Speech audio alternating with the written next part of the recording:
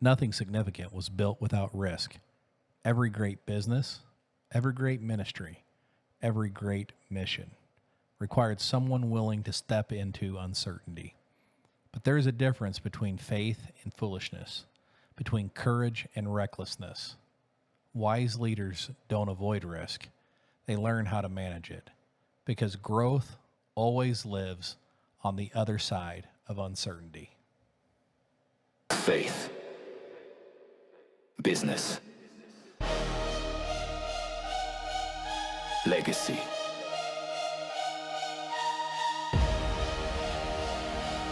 Welcome to Strategies for Success.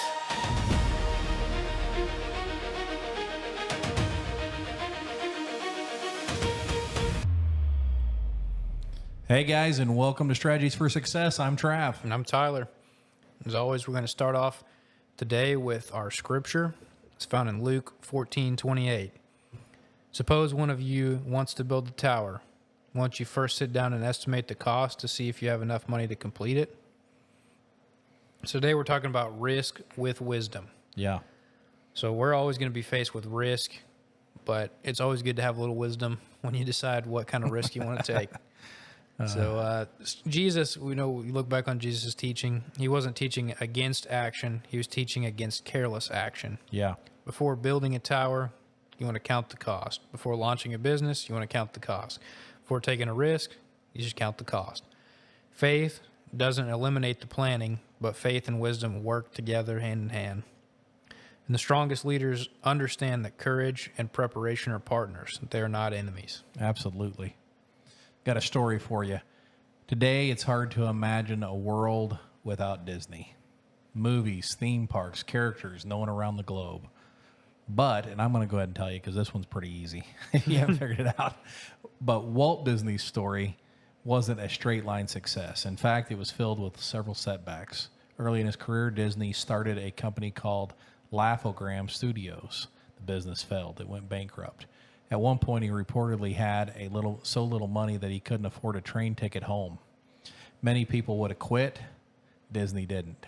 He moved to California and started again. Years later, after success of Mickey Mouse and animated films, Disney took what many considered to be an impossible risk. He built Disneyland. He was a visionary and a builder. So a lot of people have that vision and they can have an imagination, but a lot of them don't act on it. Does something like Maxwell says, the secret sauce, what is it? It's doing. That's right. At the time, the amusement parks had terrible reputation. Investors were skeptical, banks were hesitant, friends thought the idea was too expensive and very risky. Disney mortgaged all of his property, he used his personal resources, he pushed forward. People thought he was crazy, but Disney wasn't reckless. He had spent years developing a vision, and he wanted to study what the customer's experience was, planning every detail. He understood something powerful. Big dreams require courage, but courage without preparation becomes recklessness. When Disneyland opened in 1955, it transformed entertainment forever, not because Disney avoided risk, but because he embraced risk wisely. That man was Walt Disney. Yeah. Tyler, I think that there are many leaders that they just get stuck. Some people never take risk because they're afraid to fail. Others jump out without preparing. You wouldn't jump out of an airplane without a parachute. Yeah. And when they pack a parachute, they pack two and they make sure they're done right. Mm-hmm. Disney Exactly. seemed to find a balance between courage and wisdom. That's tough to do. Everybody will be faced with risk, challenges, but you got to figure out what risks you want to take and having the wisdom to back that up. Wisdom, preparation, experience, all that goes into making the right decision. Yep. You don't just jump off without having any guidance. I know there's, thinking about decision making and stuff like that. There's always a good balance between you want to think through stuff, but you also got to have, you got to be bold enough to take those risks. And, a lot of times fear is what stops your growth. Yeah, it does. Most opportunities, they do require uncertainty. And one of the biggest problems is that fear wants certainty. Yeah. Fear says, what if I fail? What if it doesn't work? What if I lose? And because of that fear, many people stay exactly where they are. Yeah. They like to be safe and comfortable. Mm-hmm. They get stuck where they're at. But the greatest risk is often not failure. It's never trying. Growth requires movement, and movement requires courage. Yep. What opportunity have you delayed because fear was louder than your faith? I heard a guy I love. I encourage you to read the book, but Circle Maker, that book, and the author's name is escaping me right now. But with that book, he said if your dreams are if your dreams aren't big enough to scare you, they're probably too small for God. Think about that. It's a good way of thinking about it. We say we serve God that created the universe, but then we lack the faith to believe that he's going to be there for us. Mm-hmm. And I'm telling you, sometimes it scared the living daylights out of you, some of the stuff that you're thinking about doing. But if you pray and you prepare, and I had a friend one time teach me about an easy on or a good on ramp and a good off ramp. So here's an entrance strategy and here's an exit strategy if it doesn't work.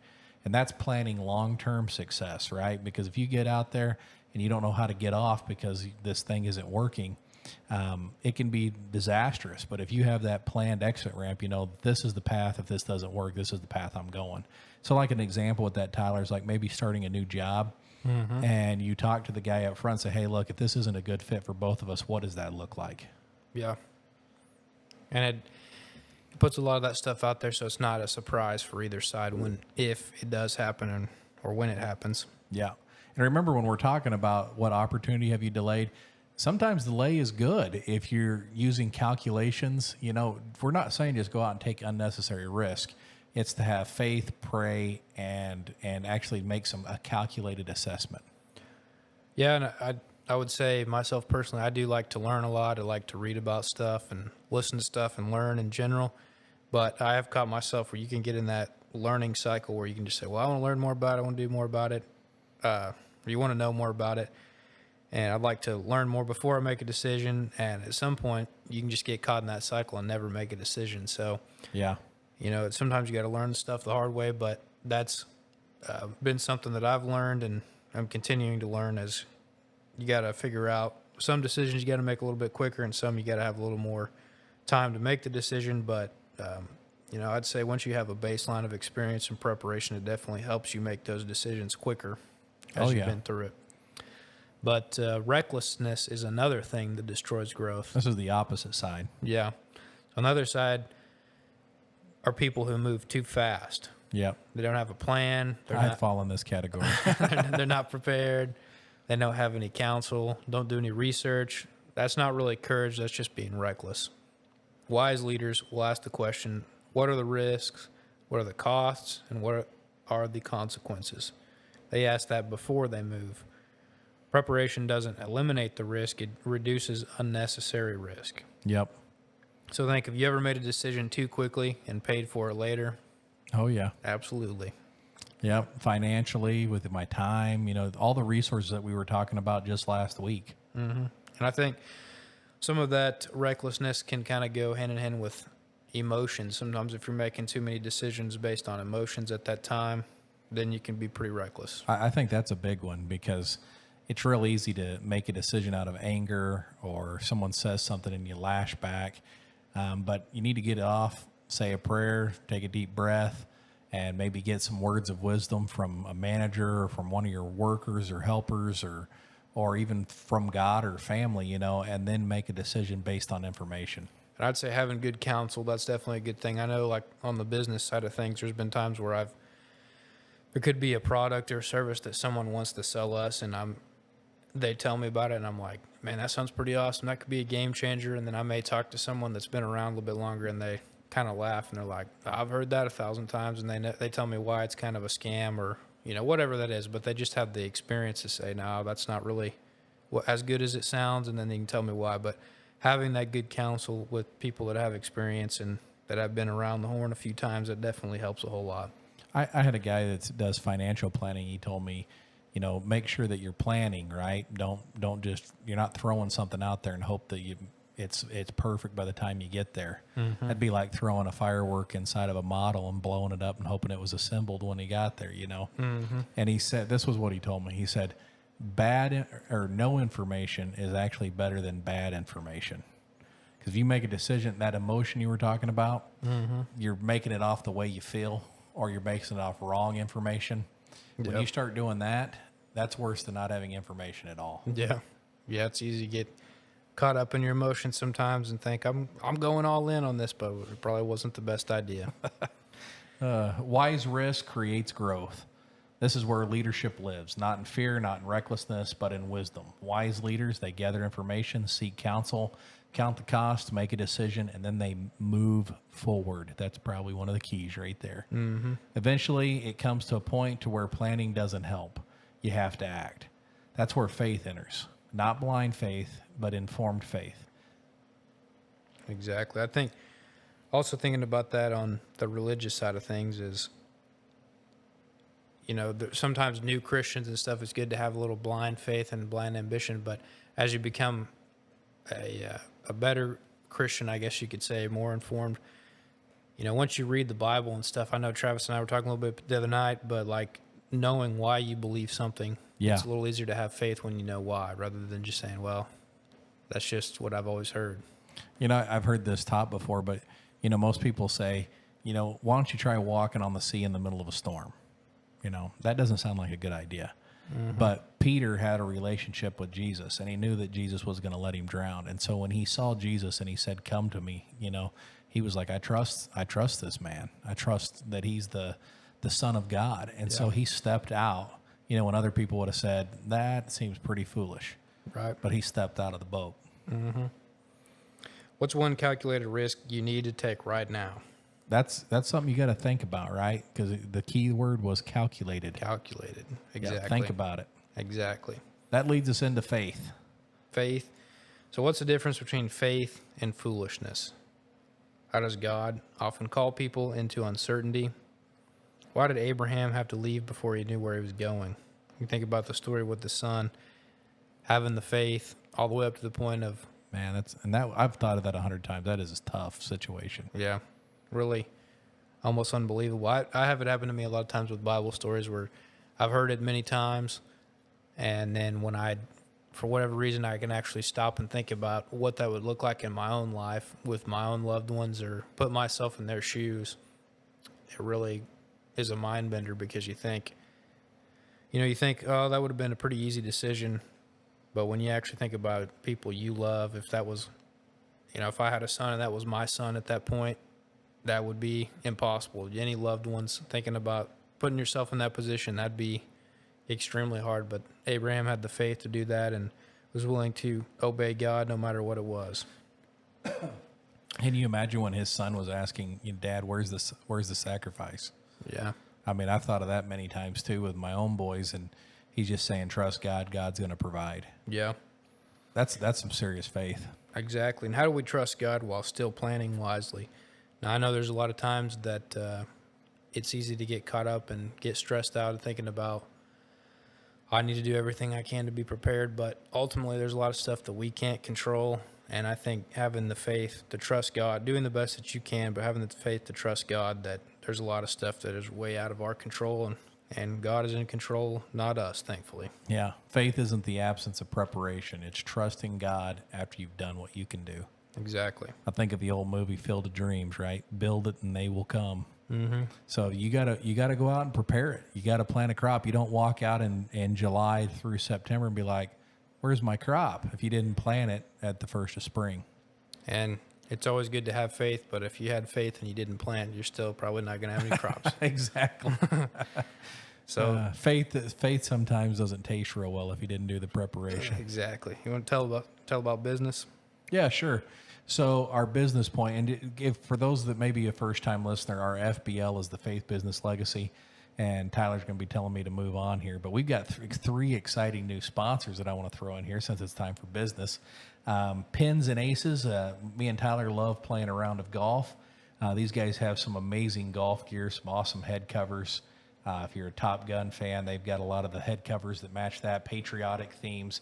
And if you use the coupon code FBL, you'll save 21%. Strong Coffee is a new partner with us, as well as Bare Knuckles Gloves. And with that same FBL code, you're going to be able to save 20 and up to 15%. So 15 to up to 20% savings there. And guys, we encourage you to go check them out. I just got my first order in from Pins and Aces, and they've got some amazing gear for golf or out on the course, and I encourage you to check them out. So business. What risk that have paid off in your career? What risk have taught you valuable lessons? Why do business stagnate when leaders stop taking risk? How do you evaluate opportunities? When do you know it's time to move? And I'm going to take this and throw it into ministry too. So I've visited churches with the boys ministry program with Royal Rangers. It's been around since 1962. And they're just like, it's the same old thing we've done since 1962. And I don't know why people don't want to come. I've got a pretty good idea. If you're not enjoying it and having a good time being here, your customers or your people coming to your church probably aren't either. And so don't let it grow stagnant. Take some risk. Excitement sells. Exactly. We've talked about it many times. So every opportunity carries risk. The question is whether that risk is worth the reward. Exactly. Moving on to legacy. What courageous decisions shaped your life? What risk did your parents or mentors take that benefited you? Now that's a serious one to think about. Where you're at right now, and think about all the people that came before you that took risk and that worked hard to get for you to be where you're at. I heard a pastor say if something comes easy for you, it's because it was hard for somebody else. Mm-hmm. And think about if you got children or you're trying to leave a legacy on. If something's hard for you, maybe it'll be easier for your children, those that come after you. Just think about you're running your business for your dad. I'm running my business for my dad. And think about the groundwork that was laid that was probably pretty tough for both those guys getting started. Yeah, exactly. A lot of uncertainty. Exactly. What opportunity are you creating for future generations? What example are you setting regarding courage? Are you teaching people to play it safe or to trust God wisely? Wow. Future generations often benefit from the risk today's leaders are willing to take. Absolutely. Tyler, lay out the challenge for us. So this week, I want you to identify one opportunity that you've been delaying. Ask yourself, am I being wise or am I simply being afraid? Then take one step forward. Make the call, schedule the meeting, start the project, ask the question, submit the application. You don't have to see the entire path. You simply need the courage to take the next step. Yeah, guys, I'm going to tell you right now, our superintendent with the Assemblies of God, he sends a text out to ministers all over the state. And I know that it's a generated text, but he plans it before they go out. And they always end with be bold and be courageous. And I want to share that with you. If there's something you're like, I just don't know, people may not like it. I've wrote a couple songs and I thought, I'm going to put this out there. And man, it's embarrassing sometimes to open yourself up to critique, But I've thought if I'm going to be bold and courageous, I'm sharing it. I'm sending it. If you have an idea or a thought how you can go big for God or how you can go big in business, pull it out, make the plan, go for it, share it, go big. You will not be disappointed. Yeah. You got the planning. That's a pretty good challenge right there. Absolutely. So Tyler, we've laid it out. We've laid the challenge out. Now it's time. Now it's time to execute. You got it. Strategies for success. We lead, we build, we bless. Faith in the fight, a vision inside. A legacy is our quest. Strategies for success. With courage we invest. Faith, business, legacy. That's our strategy for success.